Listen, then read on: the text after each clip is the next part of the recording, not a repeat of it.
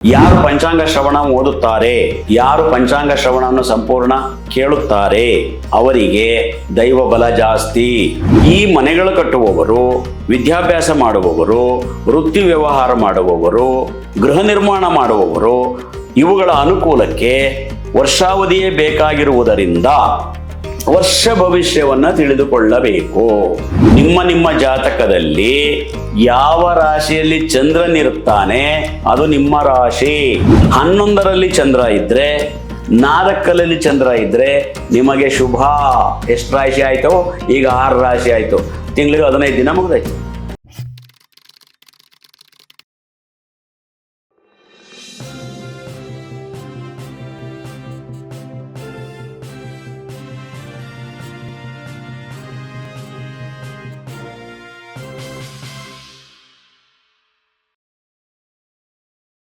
ಇಂಥ ಪವಿತ್ರವಾದ ಸಂವತ್ಸರವನ್ನು ನಾವು ಸ್ವಾಗತಿಸೋದಕ್ಕೆ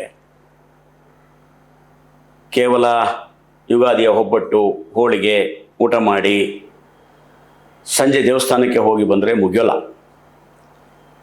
ಇಂಥ ಒಂದು ಸಕಲ ವಿವರಗಳನ್ನು ಹೊತ್ತು ತರುವಂಥ ಈ ಪಂಚಾಂಗದಲ್ಲಿರುವ ಎಲ್ಲ ಅಂಶಗಳನ್ನು ಓದುವಂಥ ಪಂಚಾಂಗ ಶ್ರವಣ ಕ್ರಿಯೆಯನ್ನು ಸಂಪೂರ್ಣವಾಗಿ ನೀವು ಆಲಿಸಬೇಕು.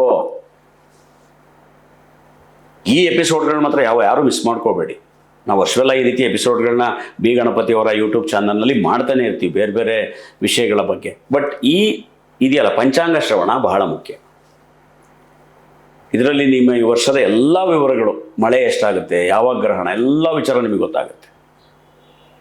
ನೀಟಾಗಿ ಎಪಿಸೋಡ್ನ ಸೇವ್ ಮಾಡಿ ಇಟ್ಕೊಂಡ್ಬಿಟ್ರೆ ವರ್ಷವೆಲ್ಲ ನೋಡ್ತಾ ಇದ್ರೆ ಆಗೋಯ್ತು, ಎಷ್ಟೋ ವಿವರಗಳು ಸಿಕ್ಬಿಡುತ್ತೆ. ಒಂದೂ ಎಪಿಸೋಡನ್ನು ಬಿಡಬೇಡಿ. ಯಾರು ಪಂಚಾಂಗ ಶ್ರವಣ ಓದುತ್ತಾರೆ, ಯಾರು ಪಂಚಾಂಗ ಶ್ರವಣವನ್ನು ಸಂಪೂರ್ಣ ಕೇಳುತ್ತಾರೆ ಅವರಿಗೆ ದೈವ ಬಲ ಜಾಸ್ತಿ. ಅವರ ಜಾತಕದಲ್ಲಿನ ದೋಷಗಳು, ಶಾಪಗಳು, ಕಂಟಕಗಳು, ದಾರಿದ್ರ್ಯಗಳು, ದೃಷ್ಟಿದೋಷಗಳು ನಿವಾರಣೆಯಾಗುತ್ತದೆ. ಇದು ಗೊತ್ತಿರಲಿ ನಿಮಗೆ. ಭಗವದ್ಗೀತಾ, ಲಲಿತಾ ಸಹಸ್ರನಾಮ, ಸೌಂದರ್ಯ ಲಹರಿ, ಹನುಮಾನ್ ಚಾಲೀಸ, ನಾವು ಅವನ್ನೆಲ್ಲ ಏನು ಓದ್ತೀವಿ, ಕೆಲವರಿಗೆಲ್ಲ ನಾವು ಸೂಚನೆಯನ್ನು ಕೊಡ್ತೀವಿ ಕೆಲವು ಸಮಸ್ಯೆ ನಿವಾರಣೆಗೆ. ಪಂಚಾಂಗ ಶ್ರವಣವನ್ನು ಕೇಳುವುದೂ ಕೂಡ ಅಷ್ಟೇ ಪಾವಿತ್ರ್ಯದ ಕೆಲಸವಾಗಿರುತ್ತೆ. ಸಿದ್ಧರಾಗಿ ಪಂಚಾಂಗ ಶ್ರವಣದಲ್ಲಿ ನಾವು ಏನೇನು ಓದ್ತೀವಿ, ವರ್ಷ ಭವಿಷ್ಯ ಹೇಳ್ತೀವಿ. ಹಾಗೂ ವರ್ಷ ಭವಿಷ್ಯಕ್ಕೆ ಯಾಕಷ್ಟು ಪ್ರಾಮುಖ್ಯತೆ ಕೊಡ್ತೀವಿ? ದೀರ್ಘಾವಧಿಯ ಕೆಲಸಗಳೇನಿದ್ದರೂ ವರ್ಷದಲ್ಲಿ ಆಗುತ್ತವೆ. ಈಗ ನಾವು ಒಂದು ಮನೆ ಕಟ್ಟಕ್ಕೆ ಶುರು ಮಾಡ್ತೀವಿ, ಅದು 1 ತಿಂಗಳಲ್ಲಿ, ವಾರದಲ್ಲಿ ಮುಗಿಯಲ್ಲ. ಅದು ಫೌಂಡೇಶನ್ ಅಂತಿರುತ್ತೆ, ಪಾಯ ಪೂಜೆ ಅಂತ ಇರುತ್ತೆ, ಅದು ರೆಡಿ ಆಗಬೇಕು ಅಂತಿರುತ್ತೆ, ಕ್ಯೂರಿಂಗ್ ಇರುತ್ತೆ, ಅದೆಲ್ಲ ಪೇಂಟಿಂಗ್, 1 ವರ್ಷ. ಈ ಮನೆಗಳು ಕಟ್ಟುವವರು, ವಿದ್ಯಾಭ್ಯಾಸ ಮಾಡುವವರು, ವೃತ್ತಿ ವ್ಯವಹಾರ ಮಾಡುವವರು, ಗೃಹ ನಿರ್ಮಾಣ ಮಾಡುವವರು ಇವುಗಳ ಅನುಕೂಲಕ್ಕೆ ವರ್ಷಾವಧಿಯೇ ಬೇಕಾಗಿರುವುದರಿಂದ ವರ್ಷ ಭವಿಷ್ಯವನ್ನು ತಿಳಿದುಕೊಳ್ಳಬೇಕು.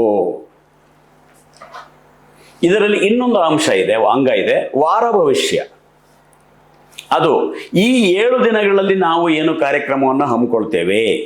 ಯಾವುದಾದ್ರು 7 ದಿನ ಪ್ರವಾಸ ಹೋಗ್ತೇವಾ, ಆ 7 ದಿನಗಳಲ್ಲಿ ಯಾವುದಾದ್ರು ಇಂಟರ್ವ್ಯೂ ಇದೆಯಾ, ಅಥವಾ ಆರೋಗ್ಯ ಏನಾರ ವ್ಯತ್ಯಾಸ ಆಗಿದೆಯಾ, ಯಾವುದಾದ್ರು ಮನೆಯ ಗುದ್ದಲಿ ಪೂಜೆ ಮಾಡ್ತೀವಾ, ಅಥವಾ ವಿವಾಹ ನಿರ್ಣಯಕ್ಕಾಗಿ ನಾವು ಅವರ ಮನೆಗೆ ಹೋಗ್ತೀವಾ, ಇಂಥ ವಿಚಾರಗಳಿಗೆ ವಾರ ಭವಿಷ್ಯವನ್ನು ನೋಡಿಕೊಳ್ಳಬೇಕು. ಇನ್ನೂ ಒಂದು ಭವಿಷ್ಯವಿದೆ, ಮಾಸ ಭವಿಷ್ಯ. ಇದು ತಿಂಗಳಿಗೆ ಸಂಬಂಧಪಟ್ಟಿದ್ದು. ಆ ತಿಂಗಳಲ್ಲಿ ನಮ್ಮ ಜಾತಕದ ಗ್ರಹಗತಿಗಳ ಪ್ರಕಾರ ಏನಾಗಬಹುದು, ಇದು ಸ್ವಲ್ಪ ದೀರ್ಘವೇ. ನೋಡಿ, ವಾರ ಭವಿಷ್ಯವನ್ನ ಚಂದ್ರನಿಂದ ನಿರ್ಧಾರ ಮಾಡಿರ್ತಾರೆ. ಚಂದ್ರನಿಂದ ನಿರ್ಧಾರ ಮಾಡಿದರೆ ಅನುಕೂಲ.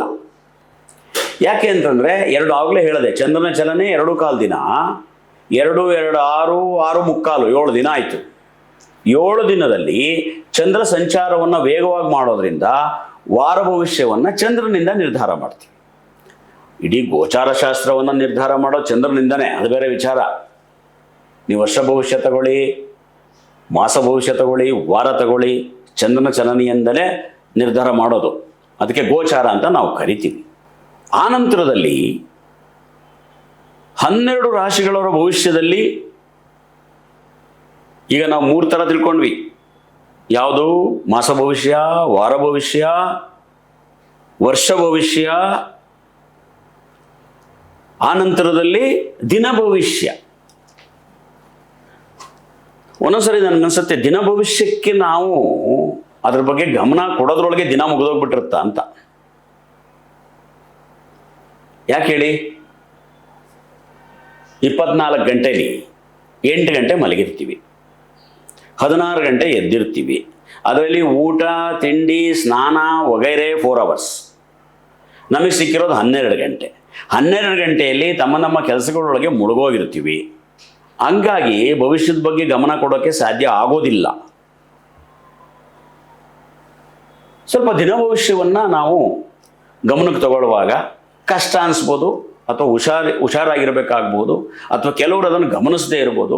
ಕೆಲವರು ದಿನ ಭವಿಷ್ಯವನ್ನೇ ಗಮನಿಸಿ ಕೆಲಸವನ್ನು ಆರಂಭಿಸಬಹುದು. ಎಲ್ಲ ರೀತಿಯ ವರ್ಗದ ಜನರಿದ್ದಾರೆ. ಈಗ ನಿಮಗೊಂದು ನೀವೇ ವಾರ ಭವಿಷ್ಯವನ್ನು ನೋಡ್ಕೊಳ್ಳೋದು ಹೇಗೆ ಅಂತ ಹೇಳ್ಕೊಡ್ತೀನಿ. ನಿಮ್ಗೆ ಇನ್ನೊಂದು ಟಿಪ್ಸು. ಹೊಸ ವರ್ಷದಲ್ಲಿ 2026 ಪರಾಭವ ಸಂವತ್ಸರದಲ್ಲಿ ನಿಮಗೊಂದು ಟ್ಯೂಷನ್ ಹೇಗೆ ನೋಡ್ಕೊಳ್ಳೋದು ಅಂತ ನೋಡಿ. ನಾನಾಗಲೇ ಹೇಳಿದೆ, ಮೇಷರಾಶಿಯಿಂದ ಮೀನರಾಶಿಯವರೆಗೆ ನಿಮ್ಮ ಜಾತಕದಲ್ಲಿ ಯಾವ ರಾಶಿಯಲ್ಲಿ ಚಂದ್ರನಿರ್ತಾನೆ ಅದು ನಿಮ್ಮ ರಾಶಿ. ಈ ಒಂದು ಸಣ್ಣ ವಿಚಾರನೂ ಗೊತ್ತಿಲ್ಲ ಎಷ್ಟೋ ಜನಕ್ಕೆ.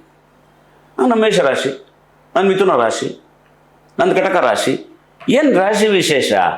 ಯಾವ ರಾಶಿಯಲ್ಲಿ ಚಂದ್ರ ಕುಳಿತಿರ್ತಾನೆ ಅದು ಆ ರಾಶಿ ಅಷ್ಟೇ. ಚಂದ್ರ ಇಲ್ಲಿಂದ ಇಲ್ಲಿಗೆ ಬಂದರೆ ವೃಷಭ ರಾಶಿ, ಇಲ್ಲಿಂದ ಇಲ್ಲಿಗೆ ಬಂದರೆ ಮಿಥುನ ರಾಶಿ. ಚಂದ್ರ ಇಲ್ಲ ಈ ಮನೇಲಿ ಇಲ್ಲಿಗೆ ಬಂದ್ಬಿಟ್ಟಿದೆ ಅಂದರೆ ಇದು ರಾಶಿ, ಬೇರೆಯವ್ರ ರಾಶಿ ಬೇರೆ ಇಲ್ಲಿಗೆ ಬಂದ ಮತ್ತೆ ರಾಶಿ ಆಗುತ್ತಷ್ಟೇ. ಅಲ್ಲಿವರೆಗೂ ರಾಶಿ ಅಲ್ಲ. 12 ಮನೆಗಳದ್ದು ಅದೊಂದು. ಚಂದ್ರ ಇಲ್ಲಿಗೆ ಬರ್ತಾನೆ ಅದು ರಾಶಿ, ತಿಳ್ಕೊಂಬಿಡಿ. ಮಗು ಹುಟ್ಟಿದಾಗ ಮಿಶ್ರಭ ರಾಶಿಯಲ್ಲಿ ಹುಟ್ಟಿದೆ ಅಂದರೆ ಇಲ್ಲಿ ಚಂದ್ರ ಇಲ್ಲಿ ಇರುತ್ತೆ ಅಷ್ಟೇ. ಚಂದ್ರನ ಜೊತೆ ಬೇರೆ ಬೇರೆ ಗ್ರಹಗಳು ಇರ್ಬೋದು, ಅದು ಬೇರೆ ವಿಚಾರ. ಮೇಷರಾಶಿಯಲ್ಲಿ ನೀವಿದ್ದೀರಿ ಅಂತ ತಿಳ್ಕೊಳ್ಳಿ. ಉದಾಹರಣೆ, ನಿಮ್ಮ ಕುಂಡ್ಲಿ ತೆಗೆದಿಟ್ಕೊಳ್ಳಿ. ನೀವು ಮನೇಲಿದ್ದರೆ ನಿಮ್ಮ ಜಾತಕಗಳನ್ನ ತೆಗೆದು ಮುಂದೆ ಇಟ್ಕೊಳ್ಳಿ. ಅದನ್ನು ನೋಡ್ಕೊಳ್ಳೋದು ಹೇಗೆ ಅಂತ ನಾನು ಹೇಳ್ಕೊಡ್ತೀನಿ.